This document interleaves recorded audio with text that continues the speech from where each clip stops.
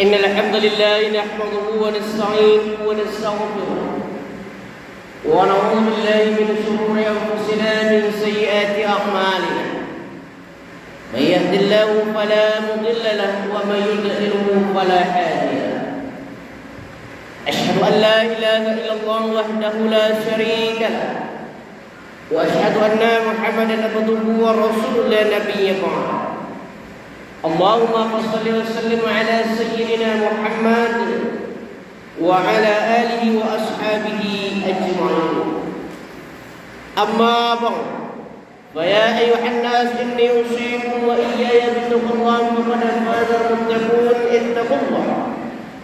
اتقوا الله حق تقاته ولا تموتن إلا وأنتم مسلمون فقال الله تعالى في القرآن الكريم أعوذ بالله من الشيطان الرجيم بسم الله الرحمن الرحيم إن الذين كفروا وظلموا لم يكن الله ليغفر لهم ولا يهديهم طريقا صدق الله العظيم. Al-Quran surat yang keempat, surat An-Nisa ayat yang ke-168. Ma'asyiral muslimin, saudara-saudara hadirin sidang jemaah Jumat rahimahumullah. Pada siang yang berbahagia ini, hari yang mulia ini, mari sama-sama kita kembali bersyukur kepada Allah Subhanahu wa taala dengan ucapan alhamdulillahirabbil alamin. Mata masih dapat kita pergunakan, kaki masih dapat kita langkahkan, serta tangan masih dapat kita ayunkan. Segala rahmat yang Allah berikan kepada kita masih dapat kita pergunakan sampai saat yang berbahagia ini. Maka kata Allah Subhanahu wa taala, Allah selalu berpesan kepada kita, Allah selalu ingatkan kepada kita, bukti Allah sayang kepada umat manusia, bukti Allah cinta kepada kita supaya kita jangan terperosok dalam keburukan. Apa yang selalu Allah ingatkan? La in syakartum la azidannakum, maka orang-orang yang pandai mensyukuri nikmat Allah, kata Allah, orang-orang yang pandai berterima kasih kepadaku, kata Allah, la in syakartum la azidannakum, maka Allah Subhanahu wa taala telah sediakan nikmat-nikmat yang lainnya setelah kita mau dan pandai bersyukur kepada Allah. Tetapi Allah juga ancam kita dengan siksaan, wala in kafartum inna azabi lasyadid. Orang-orang yang tak pandai bersyukur nikmat Allah, Allah juga telah sediakan bagi mereka. Allah sudah sediakan bagi kita orang-orang yang selalu merasa tidak cukup dengan apa yang diberikan Allah, selalu tidak pandai berterima kasih terhadap nikmat Allah. Inna azabi lasyadid, sungguh azab Allah telah Allah sediakan bagi orang-orang ini. Ma'asyiral muslimin, saudara-saudara hadirin sedang jemaah Jumat rahimahullah. Salawat dan salam mari pula kita doakan kepada Allah agar selalu sampaikan kepada junjungan kita, yakni Nabi Allah Muhammad sallallahu alaihi wasallam, dengan memperbanyak berselawat. Allahumma salli ala Muhammad wa ala ali Muhammad. Allahumma salli ala sayyidina Muhammad wa ala ali sayyidina Muhammad. Bapak ma'asyiral muslimin, saudara-saudara hadirin sidang jemaah Jumat rahimahullah. Di awal khutbah ini khatib tidak bosan-bosannya menyampaikan kepada kita bersama, berpesan untuk kita semua, terutama untuk khatib yang menyampaikan, mari sama-sama kita selalu meningkatkan keimanan dan ketakwaan kepada Allah Subhanahu wa taala. Dunia makin lama, makin hari makin tua. Umur kita makin lama makin bertambah, dengan bertambah umur maka semakin dekat kita kepada Allah Subhanahu wa taala semestinya. Maka untuk mendekatkan diri kita kepada Allah Subhanahu wa taala, untuk menjalani kehidupan dunia yang makin lama makin tua, ujian banyak yang datang, musibah banyak yang silih berganti, maka tangkis kehidupan dunia ini dengan fondasi iman dan memperkokoh ketakwaan kepada Allah Subhanahu wa taala. Harta tak akan berguna kalau iman orang-orang yang punya harta tak ada. Jabatan tak ada nilainya di mata Allah. Mungkin di dunia dia terhormat, di mata Allah mungkin dia hina kalau tak ada fondasi iman dan kekuatan ketakwaan kepada Allah Subhanahu wa taala. Cari harta boleh, cari pangkat silakan, gapai cita-cita jabatan yang tinggi tak ada yang larang. Cuman Allah berpesan, jalani segala-galanya dengan iman dan berlandaskan ketakwaan kepada Allah Subhanahu wa taala. Orang yang baik di mata Allah, inna akramakum indallahi atqakum. Orang yang baik di mata Allah bukanlah orang yang kaya. Orang yang baik dan mulia di mata Allah bukanlah dia yang mempunyai pangkat yang sedang. Orang yang mulia bukanlah orang-orang yang mempunyai gelar yang panjang, tetapi orang yang mulia di hadapan Allah adalah orang-orang yang dekat dengan Allah dengan bertalikan agama, berlandaskan iman dan berfondasi kepada ketakwaan kepada Allah Subhanahu wa taala. Ma'asyiral muslimin, saudara-saudara hadirin sidang jemaah Jumat rahimahullah. Sebenarnya kalau kita pikir-pikir, beruntunglah kita umat manusia ini yang terlahir dalam keadaan muslim. Walaupun rata-rata tak dapat kita pungkiri, tak dapat kita elakkan, kita Islam kadang-kadang riwayatnya terlahir dalam rahimnya Islam. Ada orang tuanya, bapaknya Islam, ibunya Islam, maka otomatis anaknya akan lahir dalam keadaan beragama Islam. Walaupun kenyataannya demikian, maka sepantasnya kita bersyukur kepada Allah. Kita janin kita dititipkan oleh Allah pada janin rahimnya umat Islam. Kenapa? Otomatis kita berada dalam keadaan Islam. Bikin KTP namanya Islam, maka kita dari lahir adalah seorang muslim. Kenapa kita mesti bersyukur? Karena Islam mengatur kehidupan kita dengan baik. Islam melarang kita untuk saling menganiaya. Islam melarang umat-umat antara Islam untuk saling mensyakiti. Maka dengan demikian pada Jumat yang berbahagia ini, mari kita lihat sedikit sebagai judul khutbah kita.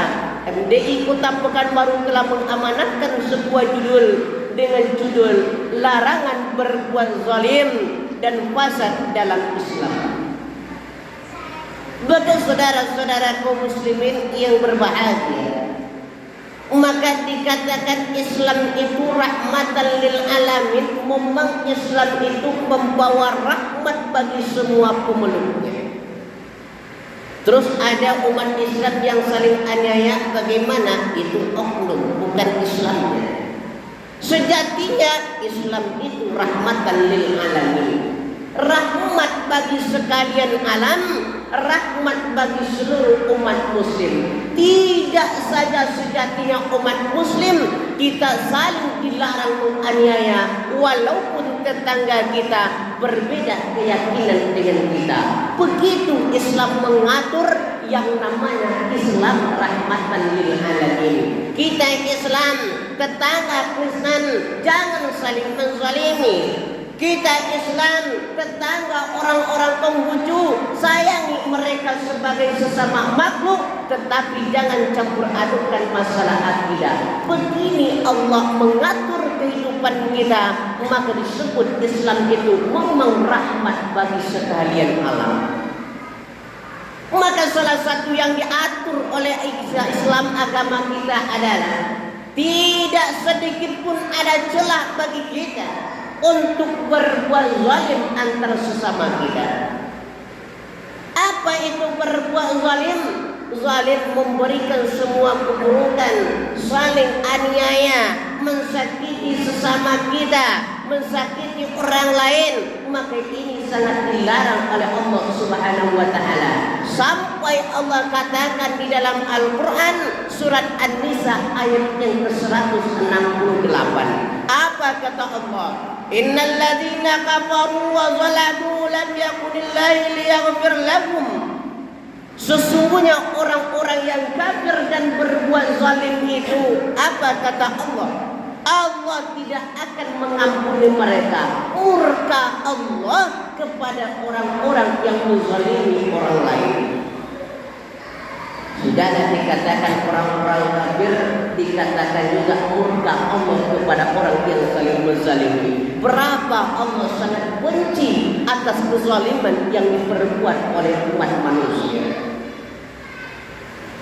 Bapak saudara-saudara kaum muslimin yang berbahagia, setidaknya ilmu yang akan kita bawa pulang pada Jumat kali ini di khutbah yang pendek ini yang perlu kita amalkan dalam kehidupan kita. Setidaknya ada 3 bentuk kezaliman yang harus kita jauhkan dari kehidupan kita. Bagaimanapun kondisi kita, sesulit apapun kenyataan kehidupan kita, jangan sekali-kali menzalimi sesama kita. Allah murka dengan kezaliman itu. Yang pertama, Allah sangat murka yang disebut dengan satu pertama macam zalim itu, zalim kepada Allah Subhanahu wa taala. Ini sangat lebih tinggi murka. Lahirnya Islam, sampai ke dinas pendidikan, dinas Capil bikin identitas KTP-nya Islam. Sudah lahir Islam, identitas Islam, sejatinya mereka Islam kafah. Lahir Islam, identitas Islam, maka kafah. Apa makna kafahnya? Kalau dilihat dari konteksnya, mereka itu benar-benar Islam. Tetapi kenapa di dalam Al-Quran Allah katakan wala tamutunna illa wa antum muslimun, jangan engkau mati dalam keadaan sebelum menjadi orang muslim. Ternyata ada orang Islam matinya mati kafir. Ternyata ada umat muslim yang meninggalnya dalam meninggalnya kafir. Lahir Islam, KTP Islam, tinggal di lingkungan umat Islam, ayah Islam, ibu Islam, mati kafir. Kenapa ini terjadi? Ternyata selama hidupnya satu di antara sekian banyak yang menjadikan mereka kafir, sering hidup dalam kezaliman, menzalimi Allah Subhanahu wa taala. Katanya Islam, ke masjid tak mau. Katanya Islam, salatnya susah untuk ditegakkan. Katanya Islam, yang haram tetap dilakukan. Katanya Islam, judi jalan terus. Katanya Islam, mabuk terus dilakukan. Ini dia Islam mati dalam keadaan kafir. Mereka zalim kepada Allah Subhanahu wa taala.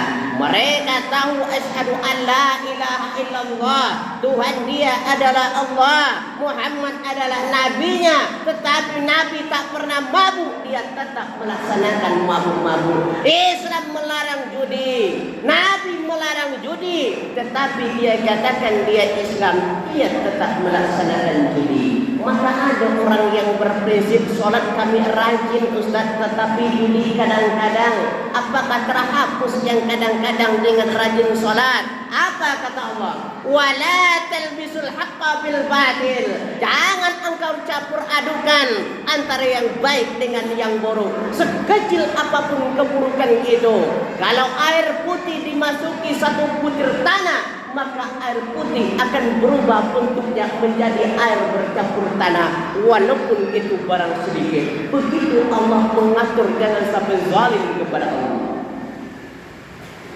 Yang kedua, Islam melarang kita berbuat zalim kepada orang lain. Ini yang banyak terjadi akhir-akhir zaman ini. Seorang pemimpin zalim kepada masyarakatnya, seorang pemimpin zalim kepada yang dipimpinnya.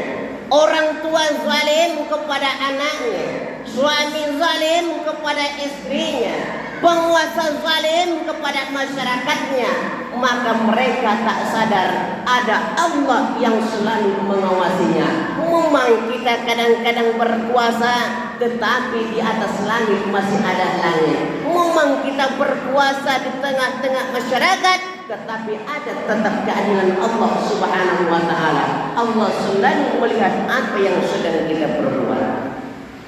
Yang ketiga, setidaknya maka tinggalkan dan jangan berbuat zalim kepada diri sendiri. Ini yang lebih parah lagi. Kepada Allah dia zalim, antar sesama umat dia zalim, kepada dirinya pun dia tetap zalim. Inilah orang yang paling pelit hidup di atas dunia. Pertanyaannya sederhana, apakah memang ada orang yang zalim kepada dirinya? Banyak. Pergi pagi, pulang petang, bahkan pergi pagi, pulangnya pagi, besok lagi cari kehidupan, tetapi badannya tak mereka berikan kehidupan yang layak. Uang banyak, beli makan pelit. Ini zalim. Pergi cari kehidupan, tetapi kehidupan jasmani tak dipenuhi. Dia rajin pergi ke tempat kerja, dia rajin cari uang. Ketika jasmaninya, hatinya ingin menghadap kepada Allah, dia tidak pernah singgah seriput ke masjid. Ini zalim kepada diri sendiri. Bapak saudara-saudara kaum muslimin yang berbahagia, jalani kehidupan dunia ini semestinya, berikan haknya masing-masing dan tunaikan kewajiban kita apa yang mesti kita kerjakan. Berikan hak kehidupan kita semestinya apa yang perlu diterimanya. Waktu sholat maka tunaikan sholat, karena jiwa raga kita perlu menghadap kepada Allah. Waktu makan, berikan jasmani kita makan, karena dia butuh kehidupan dan kekuatan. Begini Allah mengatur kehidupan dengan sebaik-baiknya, supaya seimbang antara fit dunia wal akhirah, kehidupan dunia dan kehidupan akhirat. Barakallahu li wa lakum fil Qur'anil azim wa nafa'ani bi iyyakum wa la zikril hakim innahu huwal ghafurur rahim.